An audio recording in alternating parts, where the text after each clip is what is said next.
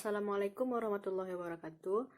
Pada pertemuan kali ini, kami dari kelompok 3 akan mempresentasikan hasil diskusi kami, yaitu materi tentang multikulturalisme, fasisme, dan ekologisme. Materi pertama akan saya bacakan sendiri, yaitu multikulturalisme. Multikulturalisme berasal dari dua kata, yaitu multi dan kultural. Multi artinya plural, kultural artinya budaya.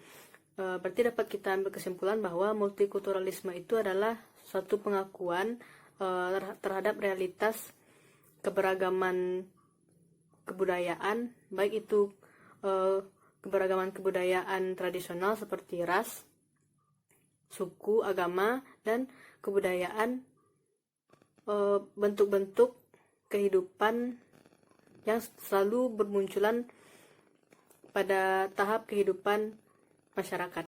Warahmatullahi wabarakatuh. Saya Salsabila Nada Zahra, BP belakang 3004 akan menjelaskan tentang 5 model multikulturalisme. Yang pertama, ada multikulturalisme isolasionis, yaitu masyarakat yang kultur utamanya menjalankan hidup secara otonom dan berinteraksi minimal satu sama lain. Yang kedua, ada multikulturalisme akomodatif, yaitu masyarakat yang memiliki kultur dominan akan membuat penyesuaian dan akomodasi kepada kelompok kultural minoritas.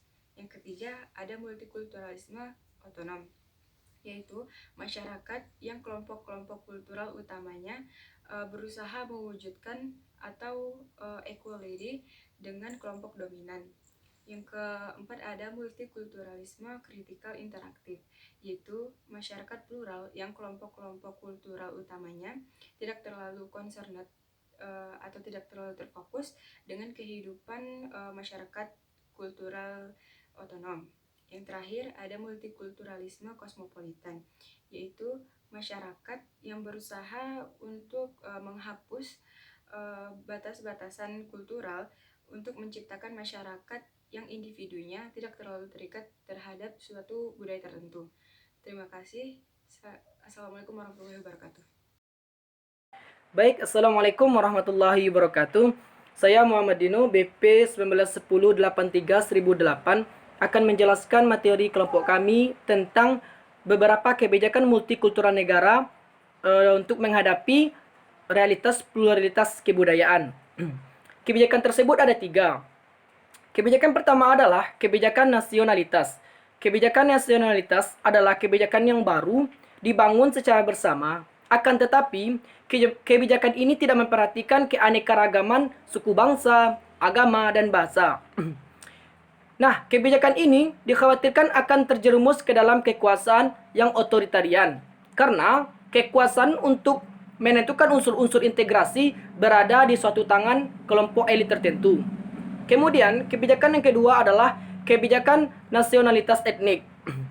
Kebijakan ini berdasarkan kolektif etnik yang kuat, yang landasannya adalah hubungan darah dan kekerabatan dengan pendiri nasional. Kebijakan model ini disebut juga kebijakan yang tertutup.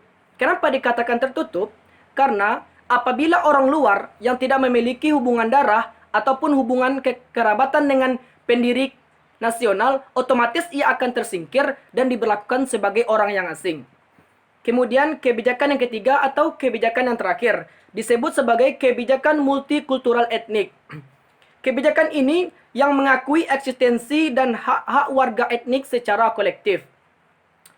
Dan dalam kebijakan ini, keanekaragaman menjadi realitas yang diakui dan diakomodasi negara dan identitas. Kemudian dalam kebijakan ini, asal-usul warga negara juga diperhatikan. Baik, sekian terima kasih tentang beberapa kebijakan multikultural negara. Assalamualaikum warahmatullahi wabarakatuh. Baiklah, Assalamualaikum warahmatullahi wabarakatuh. Saya Putri Kemalasari, BP 191083-1018. Di sini saya akan menjelaskan teori ekologi menurut Uri Bronfenbrenner. Uri Bronfenbrenner mencetuskan teori ini pada tahun 1917 yang menekankan kepada faktor lingkungan di mana konteks sosialnya yaitu di mana anak-anak tinggal dan siapa saja teman sebayanya. Ada 5. Yang pertama yaitu mikrosistem. setting di mana anak-anak menghabiskan waktunya, misalnya di sekolah, di rumah, di kampus ataupun di tempat-tempat bermain, di mana mereka lebih berperan aktif di tempat tersebut. Yang kedua yaitu mesosistem, kaitan antara mikrosistem, di mana pengalaman mereka di keluarga pasti mempengaruhi pengalaman mereka di sekolah nantinya. Yang ketiga yaitu ekosistem, ketika pengalaman di tempat lain di mana mereka tidak berperan aktif mempengaruhi pengalaman mereka di tempat lain pula di mana mereka lebih aktif. Misalnya pengalaman mereka di rumah yang tidak terlalu aktif akan mempengaruhi pengalaman mereka di sekolah di mana mereka bersosial dan belajar. Yang keempat yaitu makrosistem, cakupannya lebih luas yaitu kultur, etnis, dan faktor sosial ekonomi. Yang kelima yaitu makrosistem, kaitan kondisi sekarang ini yang mempengaruhi perkembangan anak. Misalnya kondisi sekarang ini hidup di zaman teknologi pasti mempengaruhi perkembangan mereka. Sekian.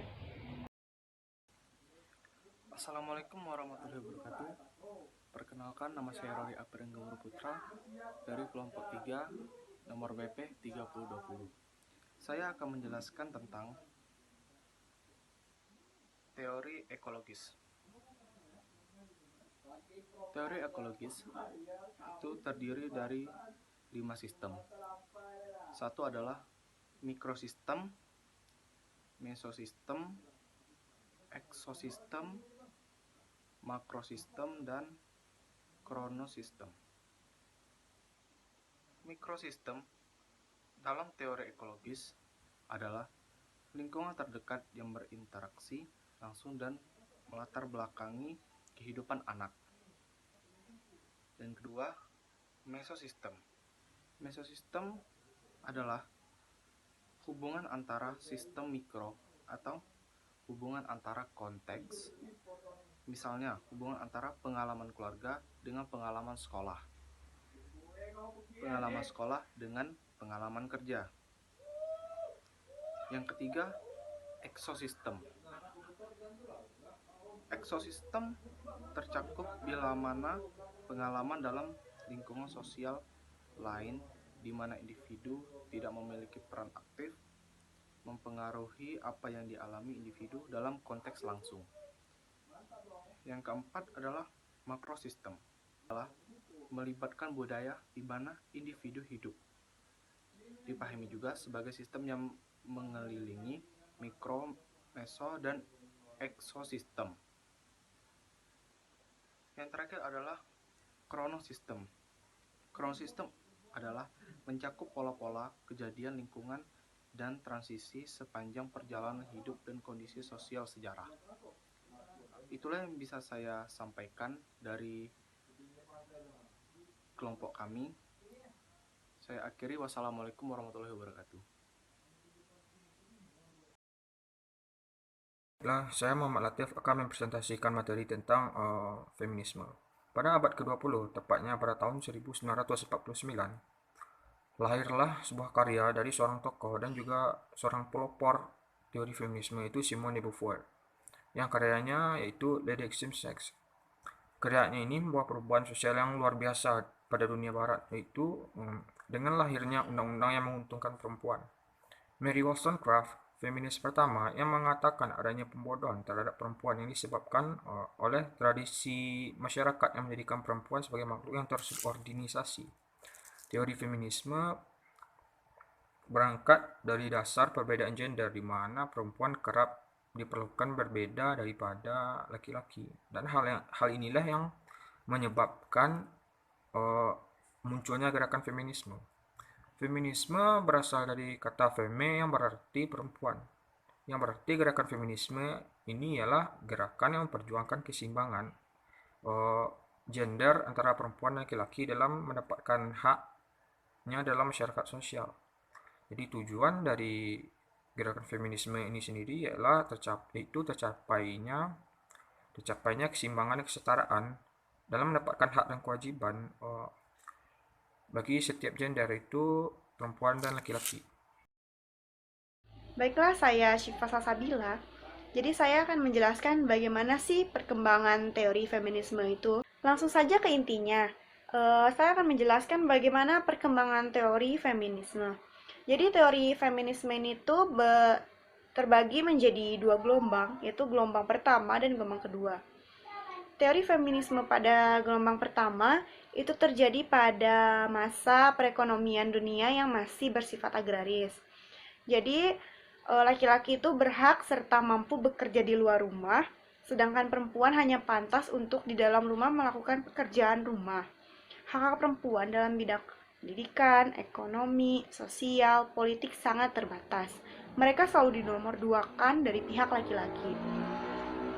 Selanjutnya, memasuki abad ke-18, hal ini perlahan mulai ditentang dan terjadi berbagai pergerakan yang dilakukan oleh kaum perempuan, di mana mereka muncul untuk memperjuangkan hak dan kedudukan mereka, serta ingin menunjukkan bahwa mereka juga mampu memiliki kemampuan yang bisa melebihi kemampuan para laki-laki.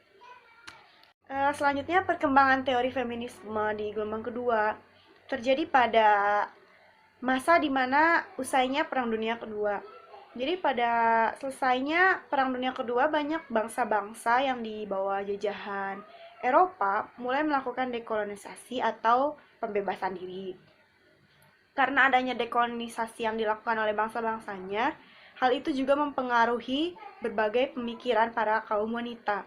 Mereka mulai membuka pikiran untuk membebaskan diri dari suatu tekanan tradisi di mana mereka selalu dipandang rendah dibanding kaum laki-laki. Pergerakan feminisme ini terlihat nyata di tahun 1960, di mana kaum perempuan mulai diikut sertakan dalam suatu kegiatan politik seperti pemilihan politik, organisasi politik, dan memiliki hak suara seperti halnya kaum laki-laki. Kemajuan dalam ranah politik ini turut memicu kaum perempuan di mana mereka diakui dan diusungkan hak persamaan, hak kedudukan, di mana kaum wanita pada bagian sosial dan masyarakatnya tidak lagi dipandang rendah di bawah laki-laki. Terima kasih. Baiklah, saya akan menjelaskan tentang kelebihan dan kekurangan teori feminisme. Kelebihan teori feminisme yang pertama adalah teori feminisme memiliki fokus pada perubahan sosial dan individu dalam sosial masyarakat untuk menjadi lebih baik. Yang kedua, teori feminisme menunjukkan bahwa seluruh lapisan sosial harus menerapkan konsep keadilan dan persamaan, bukan hanya memihak pada salah satu golongan tertentu, tapi lebih kepada orientasi bersama. Yang ketiga, teori feminisme ini lebih memperjuangkan fenomena-fenomena negatif seperti diskriminasi, penindasan, kekerasan, pelecehan, dan sebagainya. Yang selanjutnya adalah kekurangan teori feminisme. Yang pertama adalah teori feminisme mengandung nilai-nilai putih yang mana hanya diterapkan pada perempuan kelas menengah yang berkecenderungan heteroseksual, namun tidak diterapkan pada kelompok perempuan lainnya. Yang kedua, teori feminisme tidak memiliki nilai dan sikap netral karena dianggap cenderung memihak kepada kaum perempuan. Yang ketiga, teori feminisme dianggap terlalu menggeneralisasikan karakter perempuan dan laki-laki, padahal kedua gender tersebut memiliki karakter dan peranannya masing-masing.